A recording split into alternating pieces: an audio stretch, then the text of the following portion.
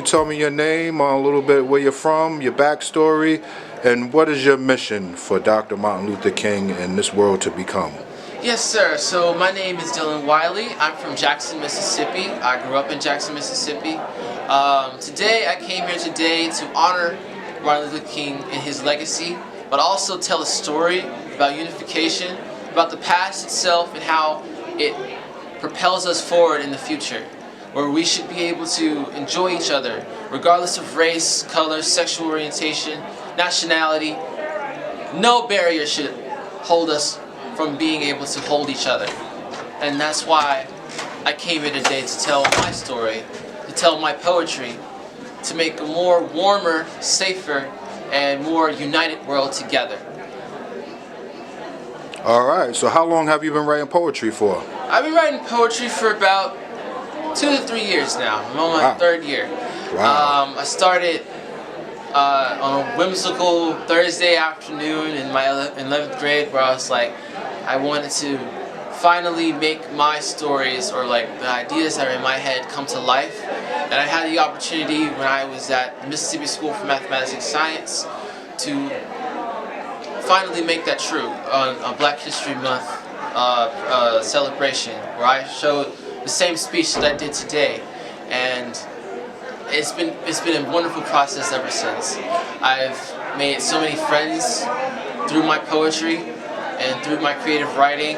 I've found a unified world to be what was to come from it, a more peaceful world through the things that I aspire to do.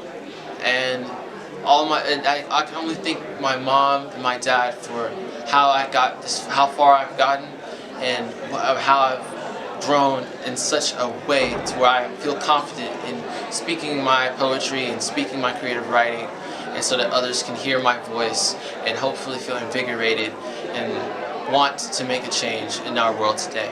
So, two questions. You are very exceptional. I would say like a what's that word for when you're trying to, a public speaker. But I wanted to know, are you thinking about doing like a published book, or would you rather do like public speaking? I think you kind of got them both nailed, but what is your future ambitions for that? Do you have anything in store that you would like to do? Well, my poetry, creative writing is more of a sub-skill that I have. I'm more of a physics guy, mathematic guy. So after I serve my country, once I go to the Naval Academy, and after I spend my years there and serve my country for a couple years, I would like to actually go back down the path of poetry, maybe and someday publish my works. Hopefully I make a renown for myself in my Navy career so that I can transfer that to my poetry career afterwards. But for me right now, I look towards the future of serving my country and defending our country's values with service and honor overall. All right, is there any last words of wisdom you can tell the people before we close?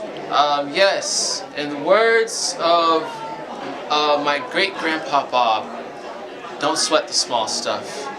And in the words of one of my greatest teachers, history is what you make of it, not what you see of it.